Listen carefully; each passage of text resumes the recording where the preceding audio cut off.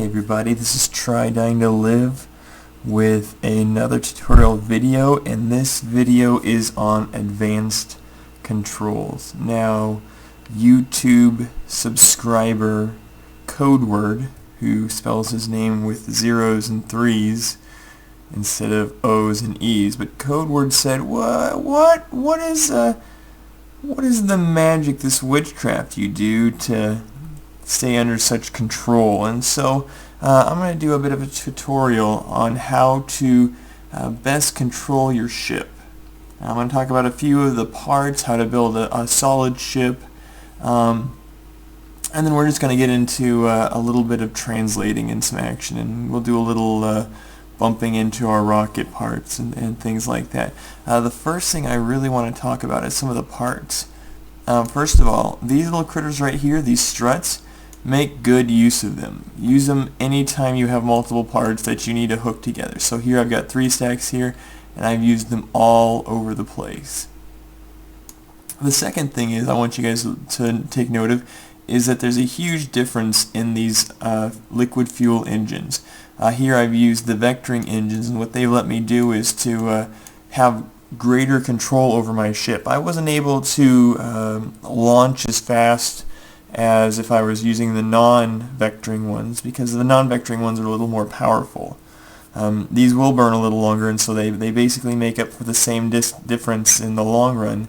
But what these will do is they'll swivel around, and as long as you're giving your rocket just the tiniest little bit of power, you don't even have to have a full throttle, just the tiniest bit of throttle, they will help you control your ship.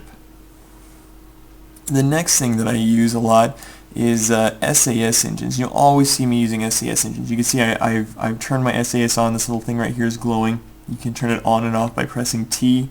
You can also temporarily toggle it by pressing F. And as long as you're holding F, it'll be on. I usually just use T and turn it on and off. And so what the SAS basically does is it makes sure, or I shouldn't say make sure, it tries to correct any attitude change. Now, attitude is the direction you're facing, not to be confused with altitude, which is the height you are. But it tries to keep your attitude facing the same way no matter what.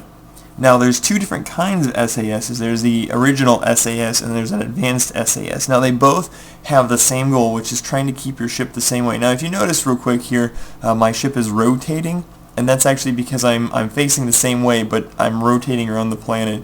And so as I'm rotating around the planet, it's rotating, but the attitude, even though according to our vision it's changing, it actually is essentially the same thing. It's just a kind of a math thing. But there's the 2 SAS units, the SAS and the advanced SAS. Like I said, they treat you the exact same thing. They try to keep your attitude exactly the same way. Try to keep you pointing the same way. And so you'll see me as soon as I start launching, I'll press my SAS or press T, turn my SAS on, because I wanted to keep the rocket pointed straight up and down.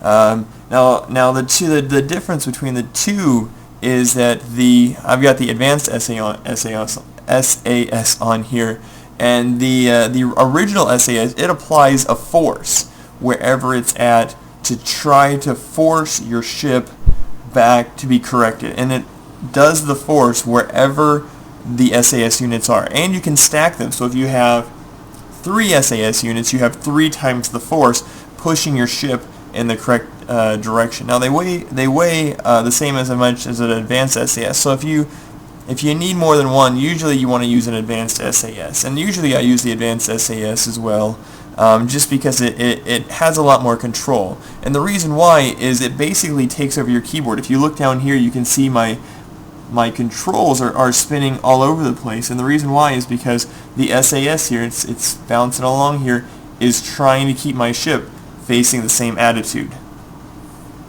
Now, the way it does that is by taking control, so it applies force at the command module, which is not the same amount of force. It's a similar force to the original SAS, but it's not as strong as the original SAS, and it only pushes from the top, so it has no control over the rest of the ship, the controls of the command module. However, the advanced SAS, if I turn my RCS units on, you can see it's using the RCS units, bouncing those back and around. Let me turn that off so I don't waste my fuel. But it'll use those RCS units to help control the ship and keep it stable. It'll also use the vectoring engines, and so they'll actually gimbal around and help control the ship, and it'll also use the winglet. So if there's control surface, which means the power that the command module uses, the RCS units, vectoring engines, and the winglets, that's what the advanced SAS does. It doesn't actually apply any force of its own, it just uses the control surfaces. And so sometimes it's better to use the advanced SAS. Generally I like to use the advanced SAS because you have a lot more control using all the different parts of your ship than just applying a force in a certain place.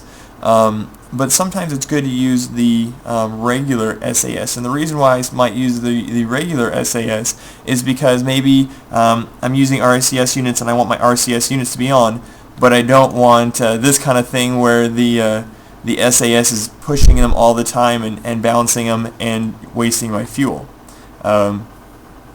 Now some of you guys like to use RCS units to help keep your ship stable, and that's fine. But most of the time I've come to the understanding that if you are relying on your RCS units to keep your ship stable, it's usually because there's some sort of a flaw.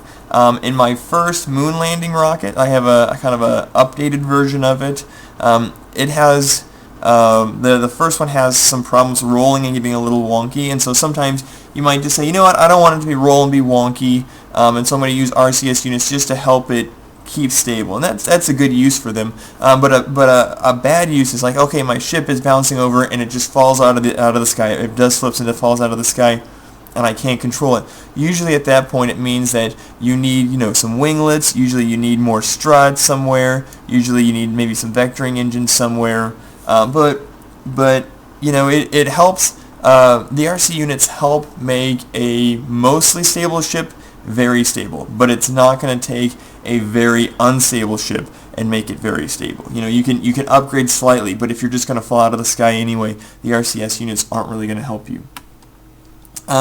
And so the thing that I really like about the RCS units that I like the most is something called translating. And what translating basically means is instead of adjusting your attitude, you keep your attitude the same and you basically move from side to side. And so we use this for docking. If you looked at my Reddit video where I went around the planet and landed on the launch pad again, I use them for translating, and basically that means just scooting side to side. And so right now I'm actually just going to spin my ship just spin it just a little bit here. I'm run out of fuel here. I'm in a good orbit. Oh, actually it's very low orbit. Look at that. But I'm gonna go ahead and I don't have any fuel, otherwise I'd turn my engines on a little bit and then that would help me spin my ship around. But I'm gonna go ahead and spin this thing around so that it's kind of level. And then we're going to use our RCS units a little bit and do some translating. Now the translating controls are quite a bit different. Okay, let's get rid of this. There we go.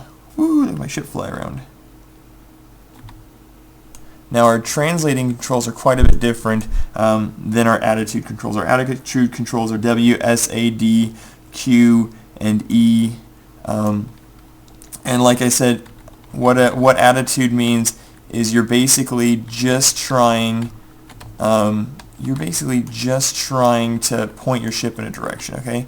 So I'm just kind of point this at you, but you're translating. What that actually is you're moving side to side. So let me turn my RCS units on. You can see here, if you look at the rocket or the engine, the stack behind us, you can see we're kind of moving side to side in comparison to, and that's translating. We're keeping our same attitude, but we're moving side to side. And the controls for that are J, K, I, and L. And then there's also, H for forward and N for backward. And so it gives you 6 directions you can travel. One thing that I actually do is I actually map those keys to my number pad. And the reason why I do that is so that I can, instead of having keys that are kind of all over the place, I can more easily just kind of take a look at my number pad and kind of figure out what I'm doing. So we're going to see if we can't bump into this thing, and we're just going to kind of ease around. I'm going to try to line this thing up. I'm going to push forward just a little bit. You can see I have my SAS on, I have my RCS on. Trying to figure out if we're closing in. I don't want to close in too fast because I don't want to hit the brakes, but I do want to actually make it over there, before Christmas. Okay. So I'm just trying to keep this thing lined up and straight. Probably need to come down just a little bit.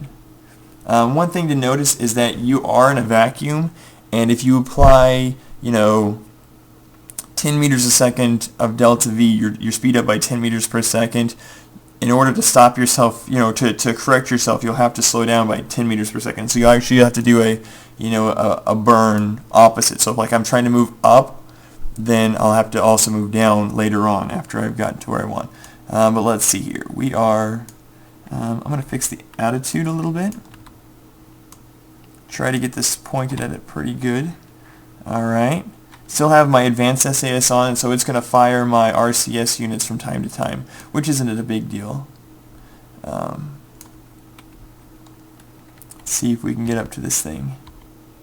Try to line it up. And I'm using my translating engines. I'm not using WSAD, Q, and E at all. I'm just slowly trying to get this rocket lined up. There we go. And just short bursts. It doesn't take very much. Now I'm moving in on this thing, and it's coming closer to me. But in a second here, I'm going to retro burn, which means burn backwards. So I'm going to press in, or in my case, I actually use 0 because I use 1 and 0 on my number pad. But as it comes closer, we don't want to blow it up. We just kind of want to bump into it. So we'll get some nice and easy in there. And I don't want to blow up my RCS unit, so I'm actually going to slow us down for just a second. I'm going to fix the attitude, turn the SAS off. Alright. Good. Let's move up. Still moving towards it, which is fine. We'll still do nice short bursts. You can see we're kind of coming up on it. Very nice. I'm going to fix the attitude one more time. There we go. And do we bump into it? Oh, we're just about to, if we haven't already.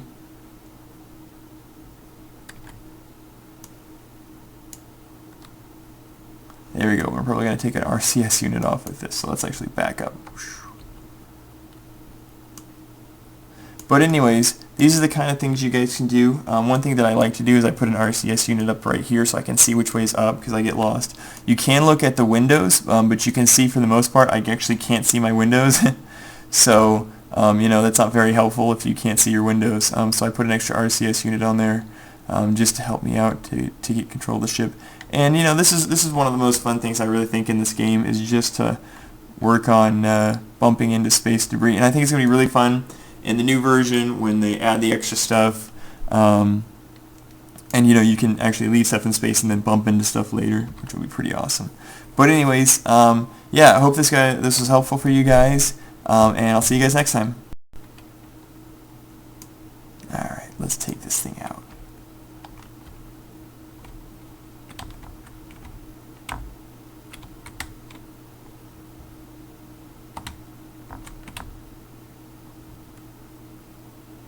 Yeah, take that. Oh, that was my parachute. That was my parachute. That could turn out bad.